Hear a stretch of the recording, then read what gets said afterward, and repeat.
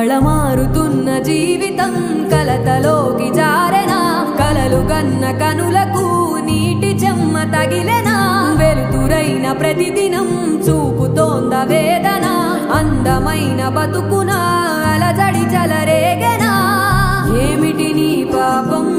ఏమిటి నీ నేరం చీకటి ముసిరిందే చిటికల్లోనా తీరదు నీ శోకం